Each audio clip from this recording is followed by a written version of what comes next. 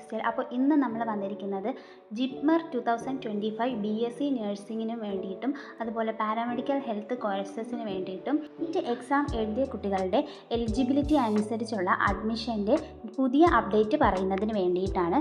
അപ്പോൾ എല്ലാവരും ഗൂഗിളിൽ കയറിയതിന് ശേഷം ജിപ്മർ 2025 എന്ന് അടിച്ചു നോക്കിക്കഴിഞ്ഞാൽ നിങ്ങൾക്ക് ഇങ്ങനൊരു സൈറ്റ് ഓപ്പൺ ചെയ്ത് വരുന്നതായിരിക്കും. ഓൾറെഡി നമ്മൾ ജിപ്മറിൻ്റെ അപ്ഡേറ്റ് ഇട്ടിരുന്നതാണ്. അപ്ലൈ ചെയ്യാനുള്ള സമയം കഴിഞ്ഞിട്ടുണ്ട്. ഇനി അത് ബേസ് ചെയ്തിട്ടുള്ള അടുത്ത അപ്ഡേറ്റ് എന്ന് പറയുന്നത് revised date for publishing of eligibility list four BSc admission 2025-2026. ഈ വരുന്നിരിക്കുന്ന ഒരു PDF ഉണ്ട്. നിങ്ങൾക്കത് ഡൗൺലോഡ് ചെയ്ത് നോക്കാൻ വേണ്ടി സാധിക്കുന്നതാണ്.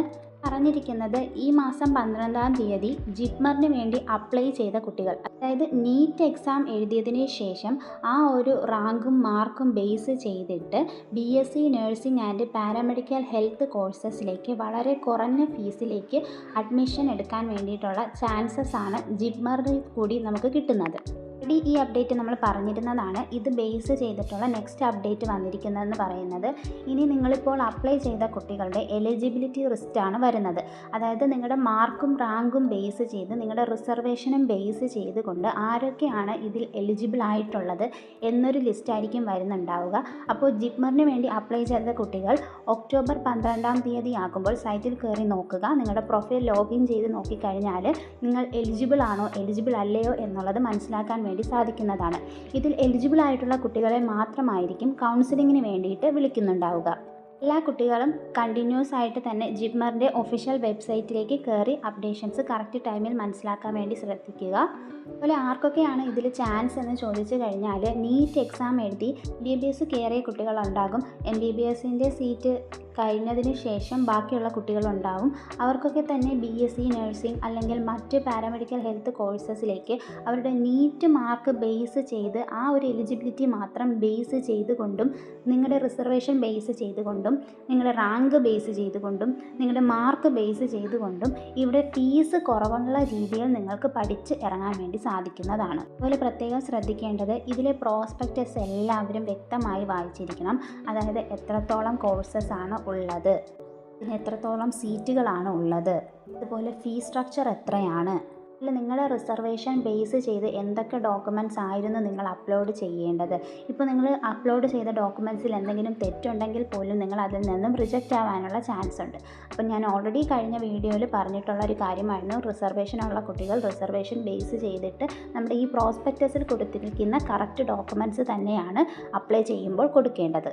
ഇതിലൂടെ കൊടുക്കാൻ പറ്റുന്നത് BSc നഴ്സിംഗ്, അതുപോലെ bachelor of medical laboratory science, anaesthesia technology, bachelor of optometry, cardiac laboratory technology, dialysis therapy technology, medical laboratory technology in blood banking, medical radiology and imaging technology, neuro technology, nuclear medicine technology, perfusion technology, radio therapy technology. ഇത്രയും paramedical കോഴ്സസും ഒപ്പം BSc nursing കോഴ്സുമാണ് ഇവിടെ provide ചെയ്യുന്നത്. അതുപോലെ ജിപ്മറിൽ apply ചെയ്ത് കിട്ടിക്കഴിഞ്ഞാൽ നിങ്ങൾക്ക് വളരെ തുച്ഛമായ ഫീസിൽ തന്നെ 4 വർഷത്തെ പഠനം കഴിഞ്ഞിറങ്ങാൻ വേണ്ടി സാധിക്കുന്നതാണ് BSc നഴ്സിംഗിൻ്റെത്. നിങ്ങൾ മനസ്സിലാക്കേണ്ട ഒരു കാര്യമെന്ന് പറയുന്നത് സീറ്റ് വാക്കൻസി എന്ന് പറയുന്നത് നോർമലി LBSനെ പോലെ തന്നെ അല്ല, വളരെ കുറവാണ്. LBSൽ ഒത്തിരി സീറ്റുകളുണ്ട്, ഒത്തിരി കോളേജസ് ഉണ്ട്. എന്നാൽ ഇവിടെ അങ്ങനെയല്ല. നമുക്കുള്ള സീറ്റ് വാക്കൻസി എത്രയാണ് എന്നതൊക്കെ തന്നെ നമ്മുടെ പ്രോസ്പെക്ടസിൽ അവൈലബിൾ ആയിട്ടുള്ളതാണ്. അപ്പോൾ അത് നിങ്ങൾ മനസ്സിലാക്കുക. BSc നഴ്സിംഗിനാണെങ്കിൽ പോലും 94 സംതിങ് സീറ്റുകൾ മാത്രമാണുള്ളത്. അതിൽ കുറച്ച് സീറ്റ് ബോയ്സിന് വേണ്ടി റിസർവ്ഡ് ആണ്, ബാക്കി സീറ്റുകളാണ് ഗേൾസിന് വേണ്ടി റിസർവ്ഡ് ആയിട്ട് വെച്ചിരിക്കുന്നത്. നിങ്ങൾക്ക് +2ൽ 50% കൂടുതൽ മാർക്ക് വേണം. എന്നാൽ SC ST കുട്ടികൾക്ക് 45% മാർക്ക് കൂടുതലാണ് വേണ്ടത്. അതുപോലെ ഇതിലൂടെ ഡിപ്ലോമ ഇൻ പാരാമെഡിക്കൽ കോഴ്സസ് അല്ല പ്രൊവൈഡ് ചെയ്യുന്നത്, BSc പാരാമെഡിക്കൽ ഡിഗ്രി കോഴ്സസ് ആണ് പ്രൊവൈഡ് ചെയ്യുന്നത് എന്നതുകൂടി മനസ്സിലാക്കുക കേട്ടോ. ഓൾറെഡി പറഞ്ഞതുപോലെ സീറ്റ് വാക്കൻസീസ് നിങ്ങൾക്ക് സ്ക്രീനിൽ കാണാൻ സാധിക്കുന്നുണ്ടാകും. BSc നഴ്സിംഗ് 94 സീറ്റാണുള്ളത്. അത് 85 സീറ്റ് റിസർവ്ഡ് ഫോർ ഫീമെയിൽസും സീറ്റ് റിസർവ്ഡ് ഫോർ മെയിൽസ് 9 സീറ്റുകൾ മാത്രമാണ്. BSc allied health science courses 87 സീറ്റുകളാണുള്ളത്.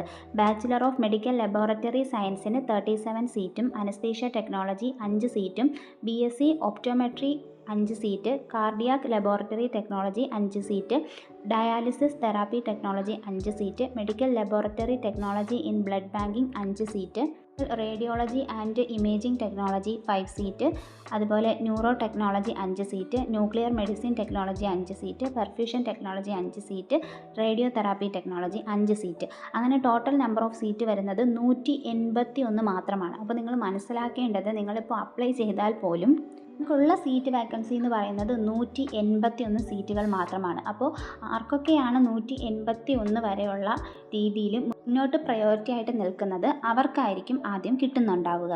NEET base ചെയ്തതായതുകൊണ്ട് തന്നെ നമുക്കിവിടെ ഒരു പ്രഡിക്ഷൻ വീഡിയോയോ കാര്യങ്ങളോ ഒന്നും ചെയ്യാൻ വേണ്ടി സാധിക്കില്ല. കുറേ കുട്ടികൾ ചോദിച്ചതാണ് ജിപ്മറിൽ ആർക്കൊക്കെയാണ് ചാൻസ് ഉള്ളത്, പ്രഡിക്ഷൻ വീഡിയോ ചെയ്യാമോ എന്നുള്ളത്. അതുകൊണ്ടാണ് പറയുന്നത് പ്രഡിക്ഷൻ വീഡിയോ നമുക്കിവിടെ ചെയ്യാൻ വേണ്ടി സാധിക്കുന്നതല്ല. അതുപോലെ നിങ്ങളുടെ റിസർവേഷൻ ബേസ് ചെയ്തിട്ട് നിങ്ങൾ എന്തൊക്കെ ഡോക്യുമെൻറ്റ്സ് ആണോ അപ്ലോഡ് ചെയ്തിരിക്കുന്നത് അത് ബേസ് ചെയ്തിട്ടായിരിക്കും നിങ്ങളുടെ റിസർവേഷനും ഈ കൺസെഷനും സ്കോളർഷിപ്പും ഒക്കെ വരുന്നുണ്ടാവുക. അപ്പോൾ റിസർവേഷനും എന്തൊക്കെ ഡോക്യുമെൻറ്റ്സ് ആണ് അപ്ലൈ ചെയ്യേണ്ടത് എന്നുള്ളതെല്ലാം തന്നെ പ്രോസ്പെക്ടസിൽ വളരെ വ്യക്തമായി കൊടുത്തിട്ടുണ്ട്. എല്ലാവരും വായിച്ച് മനസ്സിലാക്കാൻ വേണ്ടി ശ്രദ്ധിക്കുക കേട്ടോ. അതുപോലെ ഇവിടെ ഓൾറെഡി അഡ്മിഷൻ എടുത്തതിന് ശേഷം നിങ്ങൾക്ക് ഇത് ഡ്രോപ്പ് ചെയ്യണമെന്നുണ്ടെങ്കിൽ പെനാൽറ്റി ഉണ്ടാകുന്നതായിരിക്കും. പെനാൽറ്റി എത്രയാണ് എന്നുള്ള വിവരങ്ങളും പ്രോസ്പെക്ടസിൽ വളരെ വ്യക്തമായി കൊടുത്തിട്ടുണ്ട്. തന്നെ ഫീസ് സ്ട്രക്ചർ കൊടുത്തിട്ടുണ്ട്. ആനുവലായിട്ട് നിങ്ങൾ കൊടുക്കേണ്ട ഫീസ് എത്രയാണ്, അതുപോലെ തന്നെ വൺ ടൈം ആയിട്ടുള്ള ഫീസ് കൊടുക്കേണ്ടത് എത്രയാണ് എന്നുള്ളതും ഇവിടെ കൊടുത്തിട്ടുണ്ട്. നിങ്ങൾക്ക് സ്ക്രീനിൽ കാണുന്നത് പോലെ അഡ്മിഷൻ ഫീ ഒറ്റ ടൈമാണ് നിങ്ങൾ കൊടുക്കേണ്ടത്. അത് 2500 രൂപയാണ്. പിന്നെ അക്കാഡമിക് ഫീയും ട്യൂഷൻ ഫീ അത് നിങ്ങൾ ഓരോ വർഷം കൊടുക്കണം. കൊടുക്കേണ്ട ഫീ എന്ന് പറയുന്നത് 1200 രൂപയാണ്. പിന്നെ കൊടുക്കേണ്ടത് ജിപ്മർ സ്റ്റുഡൻസ് അസോസിയേഷൻ ഫീ ആണ്. അത് ഓരോ വർഷവും നിങ്ങൾ കൊടുക്കണം. 1000 റുപ്പീസാണ് കൊടുക്കേണ്ടത്. അതായത് 4 വർഷത്തേക്ക് 4000 രൂപയാണ് കൊടുക്കേണ്ടി വരുന്നത്. ലേണിംഗ് റിസോഴ്സ് ഫീ എന്ന് പറയുന്നത് ഓരോ വർഷവും കൊടുക്കേണ്ടത് 2000 രൂപയാണ്. അതുപോലെ കോർപ്പസ് ഫണ്ട് ഫോർ അക്കാഡമിക് ഫീ അതും കൊടുക്കേണ്ടത് ഓരോ വർഷമാണ്. അത് 60 രൂപയാണ് കൊടുക്കേണ്ടത്. പിന്നെ ഐഡൻറ്റി കാർഡ് എന്ന് പറയുന്നത് ഒറ്റ ടൈം കൊടുത്താൽ മതിയാകും. 150 രൂപയാണ് വരുന്നത്. സ്റ്റുഡൻറ്റ് ഇൻഫർമേഷൻ ഡീറ്റെയിൽസിന് വേണ്ടിയിട്ടും ആനുവലായിട്ടാണ് നിങ്ങൾ കൊടുക്കേണ്ടത്. ഇതിന് 1500 രൂപയാണ് ആകുന്നത്. ട്യൂഷൻ ഡിപ്പോസിറ്റ് ആയിട്ട് വരുന്നത് 3000 റുപ്പീസാണ്. അങ്ങനെ ടോട്ടൽ 11,000 സംതിങ് റുപ്പീസ് മാത്രമാണ് നിങ്ങൾക്ക് വർഷവും ആകുന്നുണ്ടാവുക. ഇതിൽ വൺ ടൈം കൊടുക്കുന്ന ഫീസ് കുറഞ്ഞതിന് ശേഷം. മറ്റേ എമൗണ്ട് എന്ന് പറയുന്നത് between the allotment of seat in the first counselling and before the final counselling. First കൗൺസിലിങ്ങിന് ശേഷം നിങ്ങൾക്ക് ഓൾറെഡി അലോട്ട്മെൻറ്റ് കിട്ടിയതിന് ശേഷം ഫൈനൽ കൗൺസിലിങ്ങിന് മുന്നേ ആയിട്ട് നിങ്ങൾ ഡ്രോപ്പ് ചെയ്യുവാണ് എന്നുണ്ടെങ്കിൽ 10,000 റുപ്പീസ് ആയിരിക്കും പെനാൽറ്റി വരുന്നത്. പിന്നെ പെനാൽറ്റി വരുന്നത് after final counselling till the end of the first academic. അതായത് ഫൈനൽ കൗൺസിലിങ്ങിന് ശേഷം നിങ്ങൾ ഡ്രോപ്പ് ചെയ്യുകയാണ് എന്നുണ്ടെങ്കിൽ 25,000 റുപ്പീസാണ് പെനാൽറ്റി ആയിട്ട് വരുന്നത്.